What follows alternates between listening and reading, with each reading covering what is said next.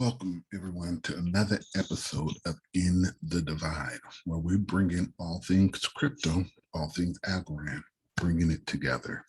I hope you're having a great day.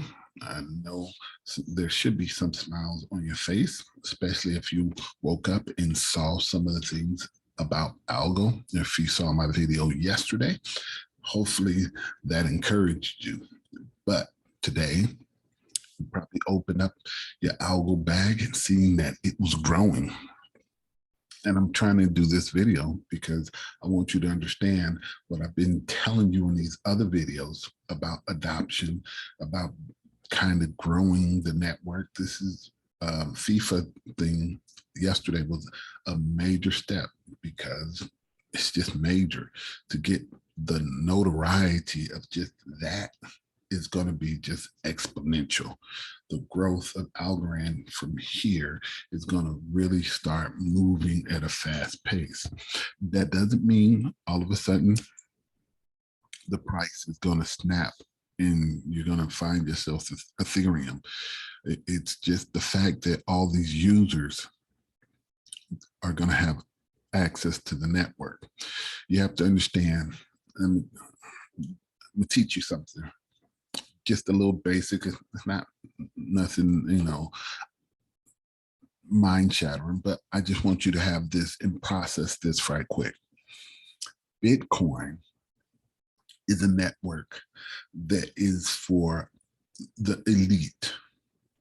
You have to have an elite bag really to be functional in the Bitcoin space. 30,000, 40,000 for Bitcoin. Of course, retailers can go in fractionally and all of the stuff, have, one thousandth of a Bitcoin. That's not the space that Algorand is looking into. Those are spaces right now that are occupied by the one percenters, the VCs, the people who are mining. Those are those money making industries, that multi-million dollars that you have to be in to be able to be really into that network. Ethereum layer is also one of those things that are heavily institutionalized. It's not that they don't have retail investors, but that is another layer that has been co-opted by those who are have a lot more disposable income.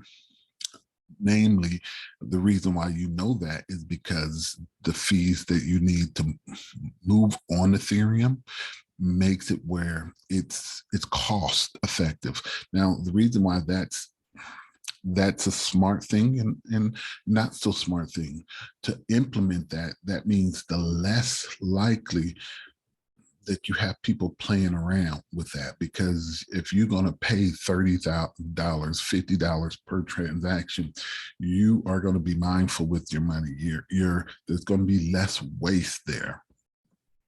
And with Algorand, with the other networks where it's cheaper to go on, you'll have more people able to do things because it's a cheaper network to be on, where a lot more people will risk things because it's not as expensive of risk as you're doing on Ethereum. To build a fake on Ethereum, a rug pull on Ethereum, you have to put much money in.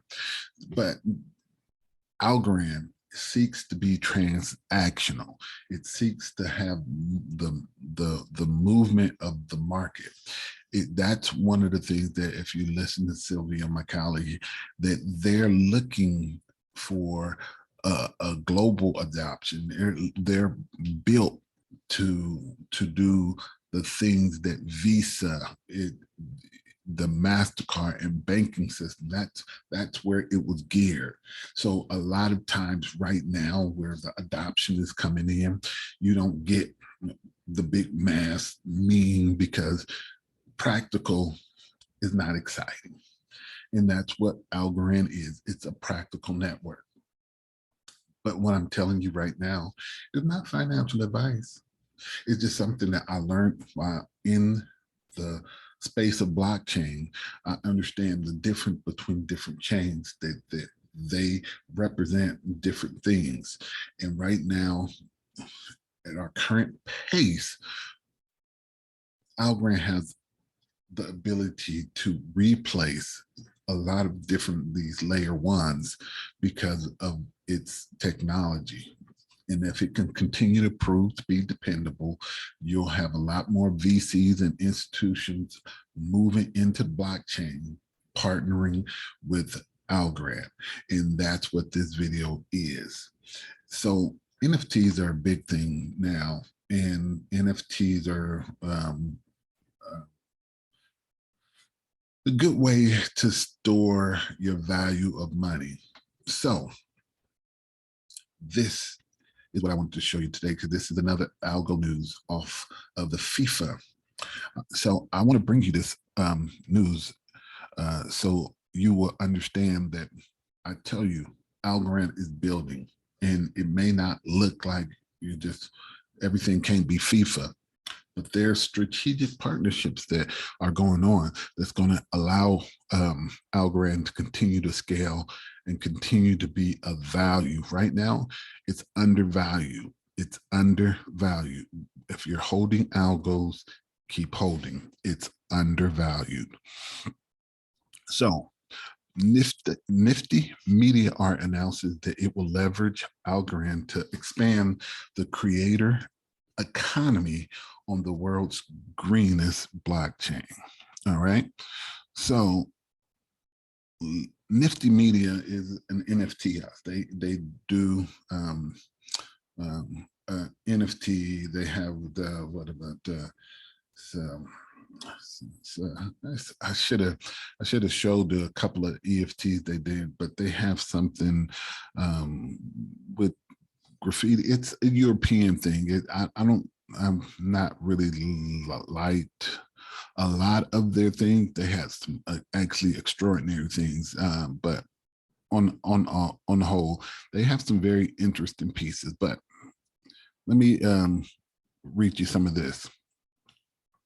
Niftymedia Art initially celebrated its announcement at the NFT House, New York on Earth Day, April 22nd. At the event, the team provided an exclusive look at their first NFT marketplace streaming app, designed by artists for artists, and gave the exclusive preview of our soon to be released NFT collection, Graffiti Heroes, an original collection of 10,000 generative artwork created by Academy Award-winning Ty Wright. Wright will also serve as Niftymedia Art's lead artist.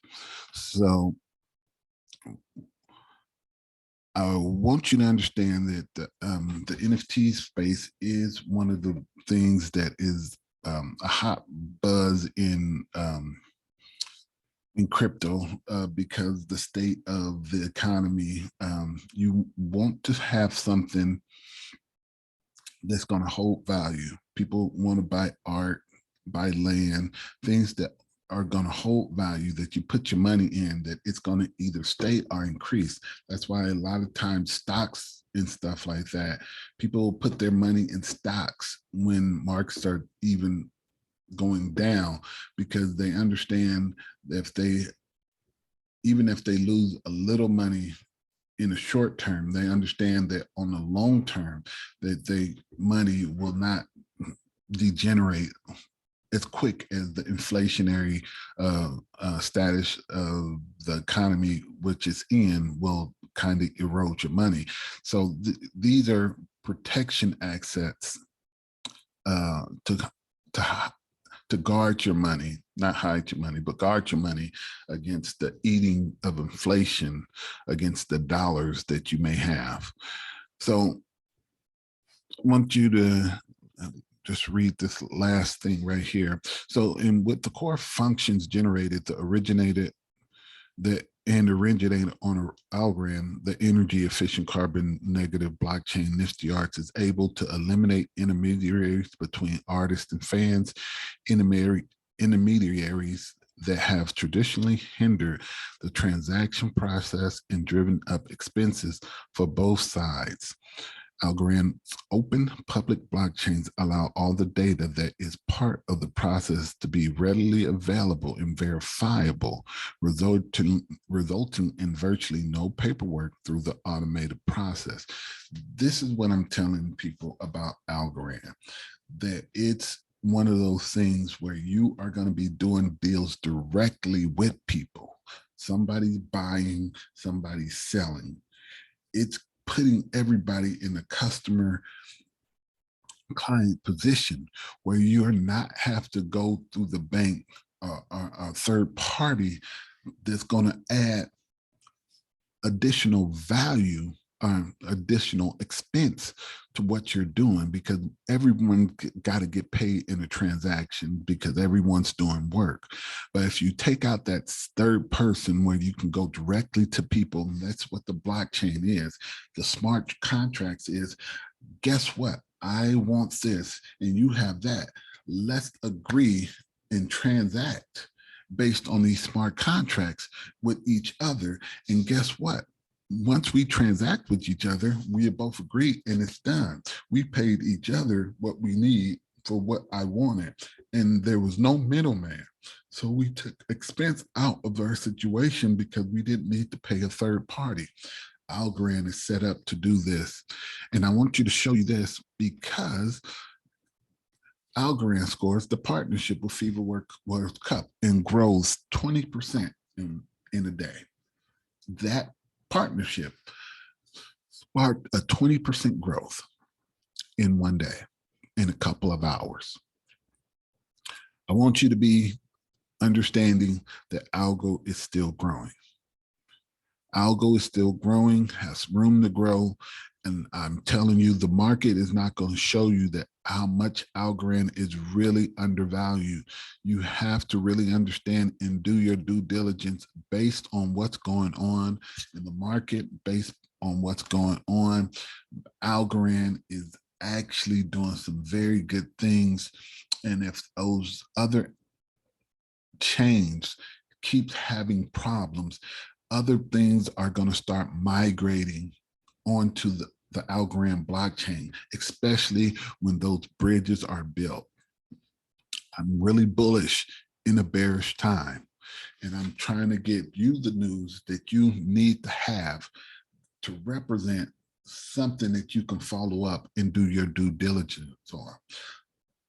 We're about to go, but I can't go without telling you, I need you to go ahead and subscribe. Help me out. I got some plans for this thing to keep growing. I got some ideas because I know people need it. I got some plans.